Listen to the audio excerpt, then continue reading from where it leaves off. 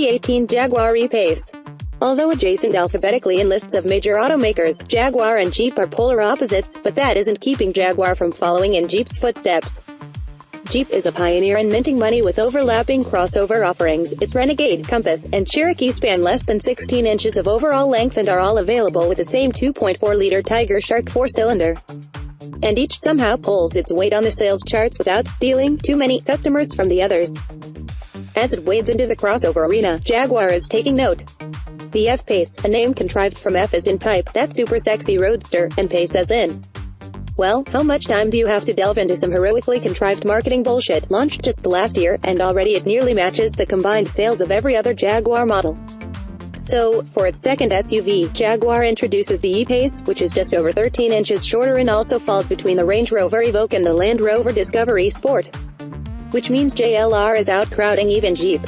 The biggest distinction between the F and the E, though, is the latter's front drive roots. Like the Evoque on which it's based, the E-Pace's chassis consists of struts up front and a multi-link rear suspension, with a turbocharged inline-4 hitched to ZF's 9-speed automatic transmission. European markets will get both front drive and diesel options, but US buyers will choose only between two strengths of gasoline for their standard all-wheel drive or an optional version dubbed Active Driveline that offers front and all-wheel drive functions. Forced For's what we appreciated more on the narrow roads threading through pastoral southern England was the E-Pace's compact footprint and nimble footwork. It rides quite well, even on the 20-inch wheels that were fitted to our example. The wide range of wheel options includes one set of 21s, which might make the E-Pace the smallest and lightest vehicle to offer wheels so big. But on the 20s, there's no crashing, and even big road disturbances are well damped and isolated. Extensive use of aluminum for suspension components keeps unsprung weight down, no doubt helping the ride stay calm. The steering is quick, linear, and pleasantly light, but we did find the brake pedal a touch too feathery and particularly difficult to modulate at low speeds. Nice and tight. The interior design is clean and simple, modern mass-market Jaguar. The front seats are comfortable, but the cabin is positioned so far forward that the passenger will notice the wheel well intruding awkwardly into the footwell. The rear seat measurements look competitive on paper, but in reality that space is inordinately vertical. Most adult passengers will struggle with knee room, even while sitting behind average-size front seat occupants. 24 cubic feet of cargo space, on the other hand, easily surpasses what most competitors can muster. For this first encounter, we were limited to the uprated engine, producing 296 horsepower and 295 pounds-feet of torque. With output figures of 246 and 269, the entry-level engine promises to be capable of a fair pace as well. We're told the sole difference between the two engines is in how much turbo boost they swallow.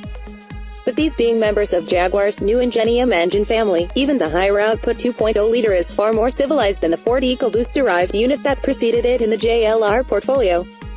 It's vastly more linear at partial throttle, and the 9-speed is calibrated here for quicker, smoother action than we've noted in recent encounters with this transmission in Land Rovers. We found few opportunities for full throttle acceleration on the narrow country lanes between London and Brighton, England, but with nearly 300 horsepower in a 4,200-pound wrapper, the E-Pace should have no trouble keeping up with compatriots in the subcompact luxury segment. Jaguar loyalists who are offended by all these comparisons to Jeep will want to stop reading now. Because where else do you suppose the inspiration might have come from to incorporate the silhouette of a mother Jaguar and her cub into the shading at the base of the windshield, which is called frit? For you Scrabble fanatics, much as Jeep has done for years with the profile of a 1941 Willys. The E-Pace's puddle lamps project the same mother-cub silhouette onto the ground, and in another FCA-esque Easter egg, a Jaguar spot pattern is molded into the stowage area mats in HSE trims. Priced by the pound per square inch, the E-Pace will reach U.S. dealers early in 2018. Vehicles with the base engine start at $39,595. Those with the 296 HP 4 will be branded R Dynamic and start at $48,245, and vehicles purchased in the first year can be configured as first editions, which pile a bunch of exclusive color and trim options into a fully loaded 246-horse model for $54,545. Jaguar tells us that more than 90% of its early orders have come from customers new to the brand, while sales of the F-Pace, as well as the Land Rovers abutting the E-Pace in the lineup, are undiminished. That's what you call a Jeep thing.